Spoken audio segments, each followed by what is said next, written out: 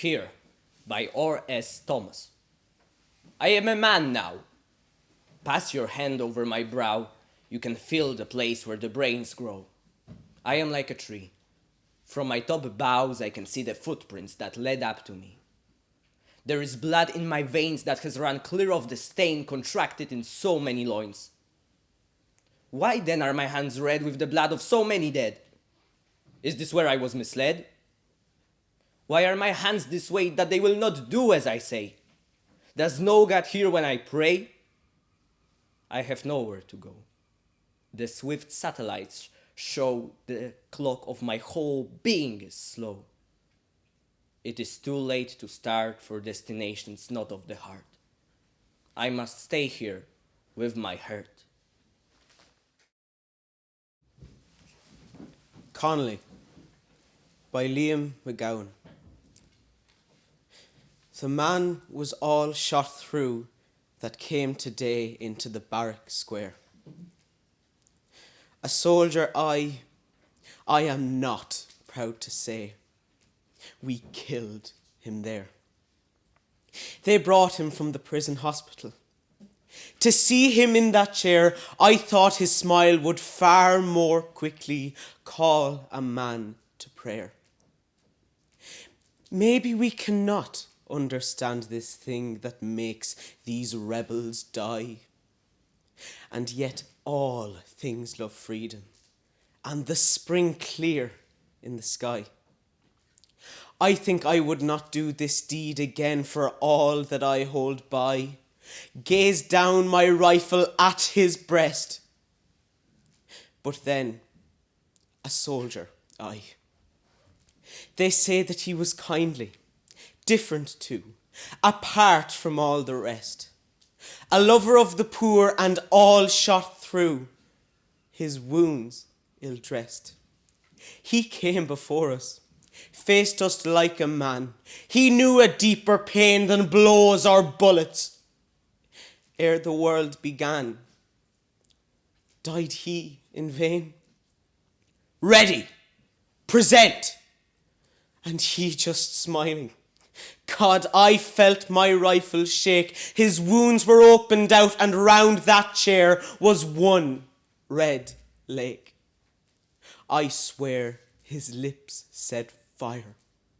When all was still before my rifle spat that cursed lead. And I was picked to kill a man like that.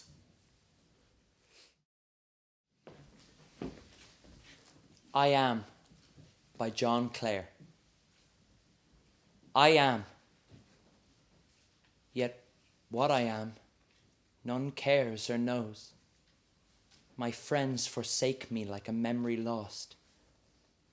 I am the self-consumer of my woes. They rise and vanish in oblivious host, like shades in love and death's oblivion lost. And yet, I am, and live with shadows tossed into the nothingness of scorn and noise, into the living sea of waking dreams, where there is neither sense of life nor joys, but the vast shipwreck of my life's esteems.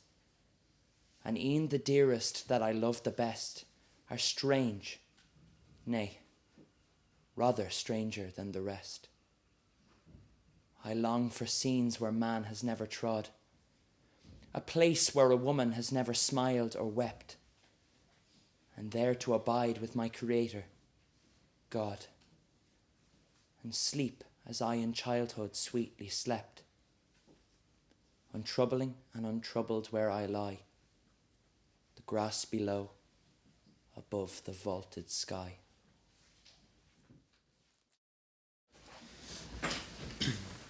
A Radio with Guts by Charles Bukowski. It was on the second floor of Coronado Street. I used to get drunk and throw the radio through the window while it was playing. And of course, it would break the glass in the window, and the radio would sit there on the roof, still playing. And I'd tell my woman, What a marvellous radio. The next morning, I'd take the window off the hinges and carry it down the street to the glassman, who would put in another pane.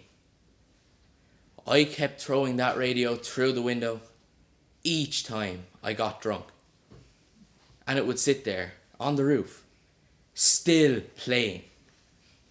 A magic radio, a radio with guts. And each morning I'd take the window back to the glassman. I don't remember how it ended exactly, though I do remember we finally moved out. There was a woman downstairs who worked in the garden in her bathing suit. She really dug with that trowel. She'd put her behind up in the air, and I used to sit in the window and watch the sun shine all over that thing while the music played. Bogland by Seamus Heaney for T.P. Flanagan. We have no prairies to slice a big sun at evening. Everywhere the eye concedes to, encroaching horizon, is wooed into the cyclops eye of a tarn. Our unfenced country is bog that keeps crusting between the sights of the sun. They've taken the skeleton of the great Irish elk out of the peat, set it up, an astounding crate full of air. Butter, sunk under more than 100 years, was recovered salty and white. The ground itself is kind, black butter, melting and opening underfoot, missing its last definition by millions of years. They'll never dig coal here.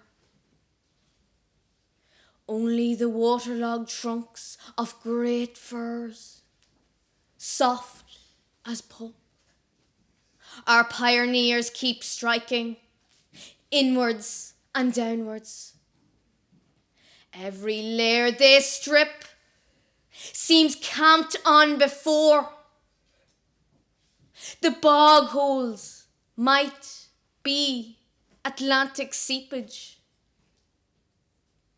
The wet centre is bottomless. Prayer Before Birth by Louis MacNeice. I am not yet born. Oh, hear me. Let not the blood-sucking bat or the rat or the stoat or the club-footed ghoul come near me. I am not yet born. Console me. I fear that humanity may with tall walls wall me, with strong drugs dope me, with wise lies lure me, on black racks rack me, in bloodbaths roll me. I am not yet born. Provide me with water to dandle me, grass to grow for me, trees to talk to me, sky to sing to me, birds and a white light in the back of my mind to guide me. I am not yet born. Forgive me for the sins that in me the world shall commit, my words when they speak me, my thoughts when they think me, my treason engendered by traitors beyond me, my life when they murder by means of my hands, my death when they live me. I am not yet born. Rehearse me in the parts I must play and the cues I must take when old men lecture me, bureaucrats hector me, mountains frown at me, lovers laugh at me, the white waves call me to folly and the desert calls me to doom, and the beggar refuses my gift, and my children curse me. I am not yet born. Oh, hear me. Let not the man who is beast or who thinks he is God come near me. I am not yet born. Oh, fill me With strength against those who would freeze my humanity, would dragoon me into a lethal automaton, would make me a cog in a machine, a thing with one face, a thing. And against all those who would dissipate my entirety, would blow me like thistledown, hither and thither, or hither and thither, like water held in the hands, would spill me. Let them not make me a stone,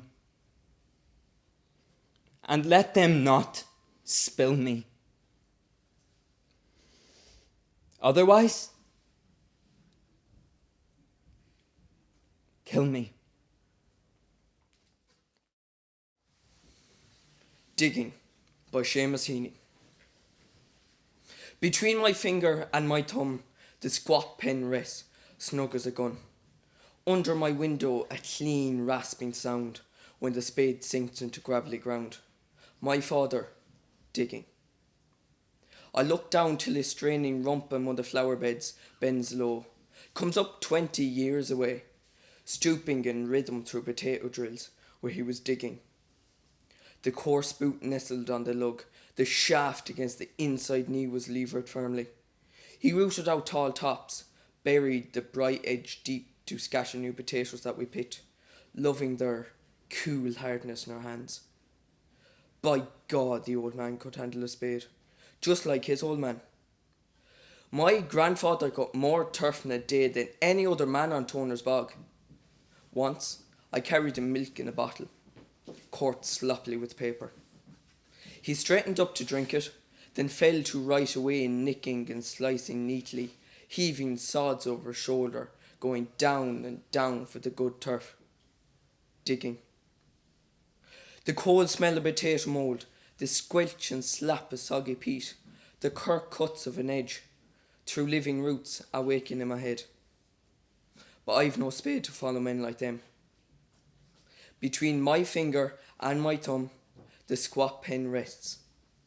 I'll dig with it. Bridge Street by Lucy Brennan. You went away somewhere? Foreign, he said, as he told me where I'd lived over 50 years before.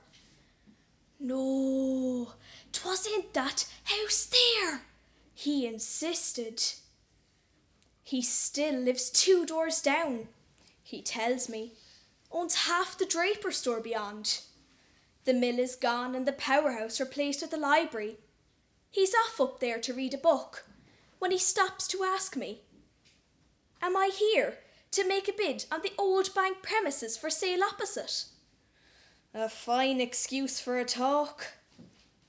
Beginnings, that's what I was after, and we stood in the sunlit road, memories flooding into me off his West Cork tongue. A white-haired man who'd played there with the child.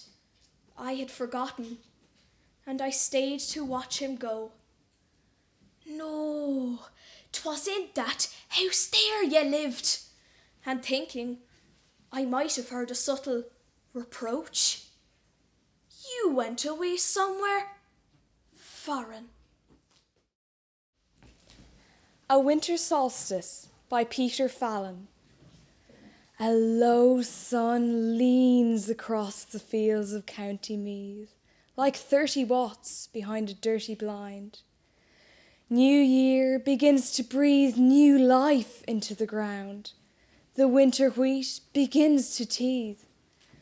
The tarmac streams like precious ore beside wrapped bales, bright in the glare.